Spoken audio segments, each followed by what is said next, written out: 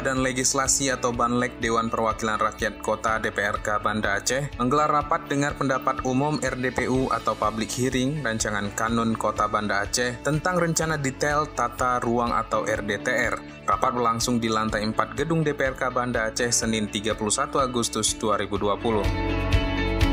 Rapat dibuka langsung oleh Ketua Banlek Heri Julius, dihadiri Wakil Ketua 1 Usman, Wakil Ketua Banlek Syarifah Munira, serta anggota Banlek Ramza Harli, Hajah Kasumi Sulaiman, Tati Mutia Asmara, Ayub Bukhari, dan Aulia Afrizal. Para peserta RDPU terdiri atas SKPD terkait seperti Dinas Pekerjaan Umum Perumahan Rakyat, Dinas Perumahan Rakyat dan Kawasan Permukiman atau Perkim, Dinas Lingkungan Hidup Keindahan dan Kebersihan, Bapeda, Dinas Penanaman Modal dan Pelayanan Terpadu Satu Pintu, serta para camat di Kota Banda Aceh. Juga turut dihadiri para akademisi dan LSM perwakilan Kota Kumuh atau Kotaku, Ikatan Arsitek Indonesia atau IAI, Real Estate Indonesia atau REI, Asosiasi Pengembangan dan Permukiman Perumahan Rakyat Seluruh Indonesia atau APERSI, dan Ikatan Ahli Perencanaan atau IAP. Sementara tim ahli sekaligus narasumber yang dihadirkan yaitu Jalaluddin STMT dan Dr. Ashfa STMT. Ketua Banlek Heri Julius usai rapat mengatakan dirinya mengapresiasi para peserta yang telah memberikan masukan-masukan yang sangat positif terhadap rakan RDTR tersebut. Sementara itu, hal urgen yang dibahas dalam RDPU tersebut diantaranya terkait pembangunan kawasan instalasi pengolahan air limbah atau IPAL dan cagar budaya. Pada prinsipnya hari ini tahapan RDTR itu sudah memasuki RDPU. Jadi luar biasa tamu-tamu undangan jadi memberikan masukan-masukan yang sangat positif. Jadi artinya mereka pun sangat berharap RDPU ini segera kita sahkan untuk Kota Banda Aceh. Memang ada dua itu yang agak urgent terkait yang pertama IPAL. Kemudian ada juga masalah cagar budaya. Pada prinsipnya dari kawan-kawan, kebetulan pun kalau cagar budaya, saya juga tim dalam pembahasan cagar budaya ke depan. Jadi masukan dari tenaga ahli dan juga dari tokoh-tokoh kita tampung dulu dan akan kita evaluasi ke depan. Tenaga ahli yang juga sebagai narasumber pada RDPU tersebut, Jalaluddin mengatakan masukan-masukan yang disampaikan dalam RDPU sangat bagus untuk mengisi kekurangan dari rancangan kanun tersebut. Salah satunya tentang konsep bangunan dan infrastruktur yang ramah lingkungan.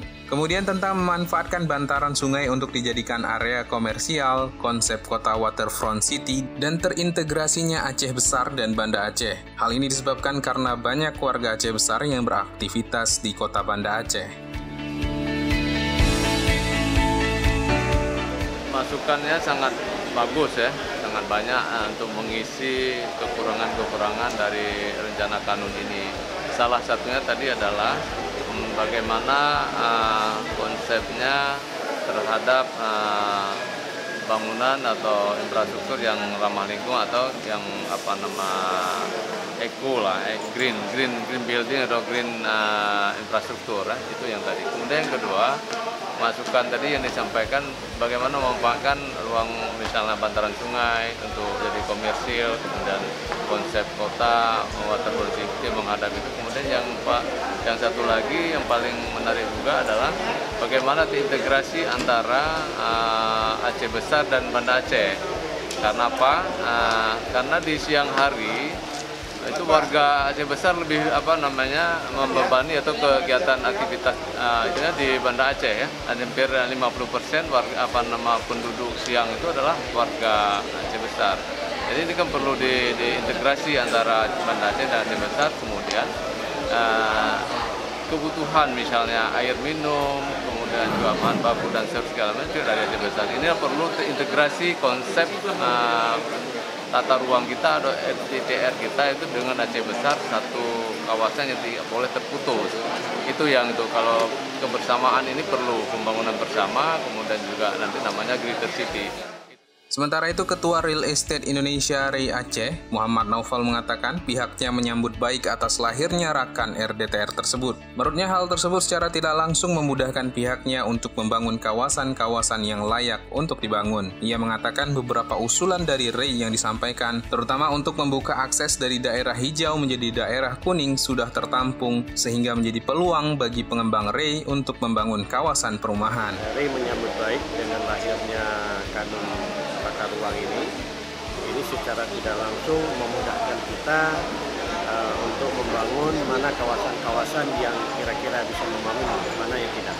Dan alhamdulillah kita beberapa usulan REI yang untuk kita buka akses dari daerah hijau menjadi daerah kuning itu sudah tertampung, sehingga itu menjadi peluang buat pengembang REI untuk membangun kawasan perumahan. Dan alhamdulillah berkat upaya kerjasama kita dengan tim RDTR, beberapa aspirasi teman-teman yang selama ini terbentur masalah perizinan yang tidak bisa membangun, alhamdulillah karena ini sudah menjadi kawasan perumahan, alhamdulillah sebentar lagi anggota REI sudah bisa membangun kembali kawasan tadi yang tadi zona hijau tadi menjadi kuning.